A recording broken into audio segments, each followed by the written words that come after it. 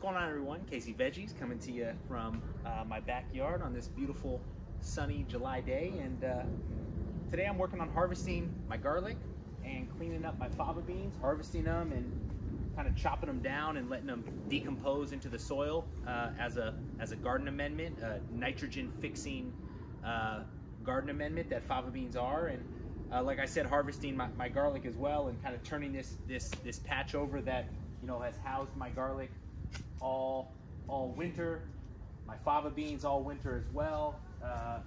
These nasturtiums, edible flowers, have started to grow in between, and might clean those up a little bit, although they're still nice and beautiful. I've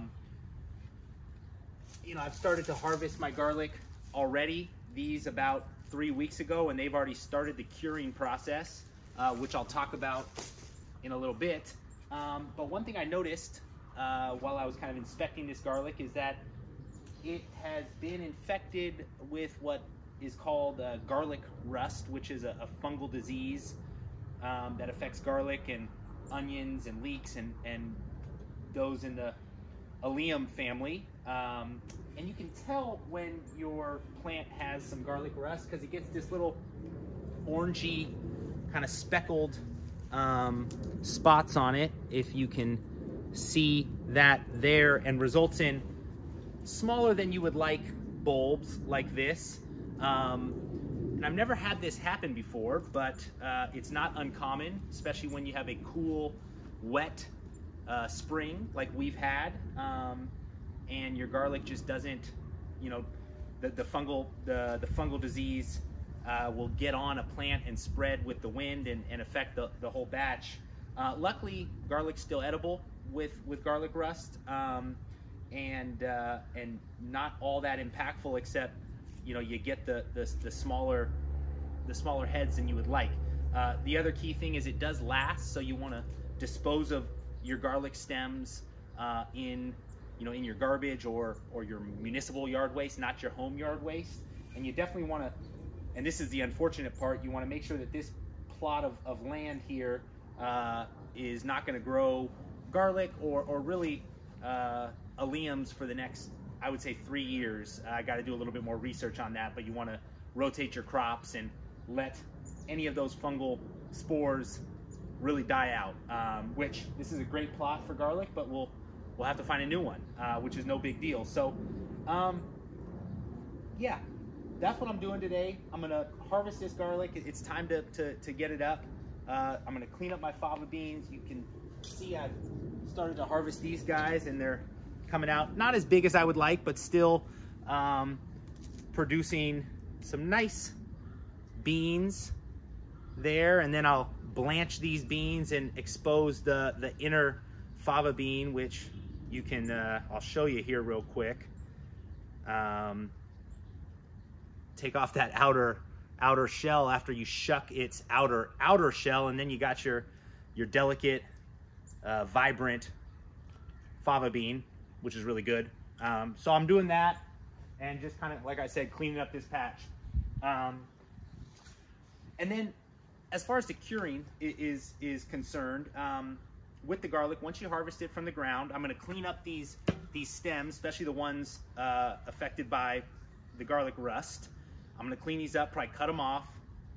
And then I'm gonna just store my garlic in these wire baskets and keep them in the shade, and let them have plenty of air rotating through the garlic, and that's gonna let them cure for about, I don't know, 3 weeks, 4 weeks. And they're gonna turn a little bit more like this. They're gonna dry out. This little stem here, you can tell the difference between these two. These have been curing for, I would say, 3 weeks, and this is just pulled out of the ground. Much drier, still kind of wet. Obviously the stems have green and much drier. So gonna let these cure for a month before putting them in a mesh bag and keeping them in my garage for long time storage, which this past garlic season, we were eating garlic from the previous season all the way up until kind of end of May, early June.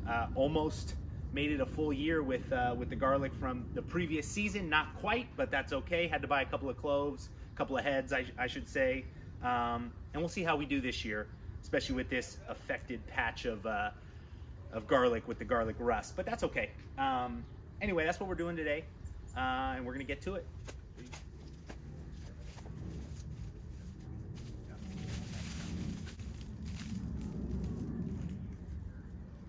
So look, you can really see the garlic rust on this one, and again, kind of a smaller bulb than you might like, but again, very edible, very tasty, and totally fine. So, you know, in terms of curing, I'm gonna cut this top section off and just kind of clean off the dirt like this, and not wash it because it'll just dry on its own, and then it'll be much easier to kind of clean. And then I'm gonna store it, like I said, in this wire basket next to my other garlic. Again, cutting them off, cleaning off the dirt, and just kind of putting them in like this. And then putting them in the shade and letting them cure for a month or so.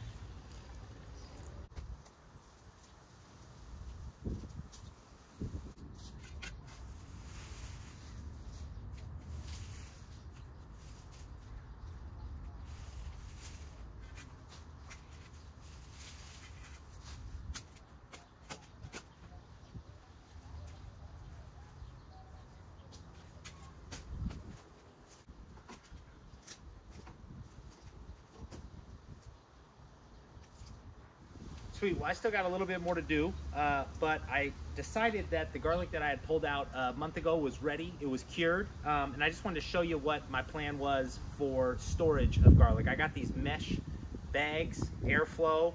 I got my garlic cleaned up, cut off the stem, cut off that bottom part, kind of cleaned off any of the dirt, so they're looking nice and, yeah, nice and clean basically, and they're just gonna go right in this mesh bag, and I'm gonna store them in my garage, which is dark, cool, out of direct sunlight, has plenty of ventilation, actually isn't very humid because I've got a heat pump water heater in there, pulling moisture out of the air, so that's good. And so I think these are gonna store pretty nicely in my garage. And that's harvesting garlic, people.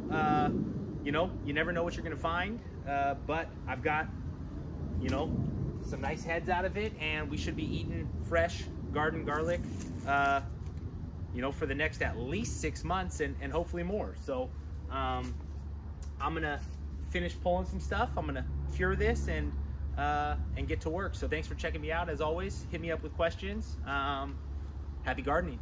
Peace.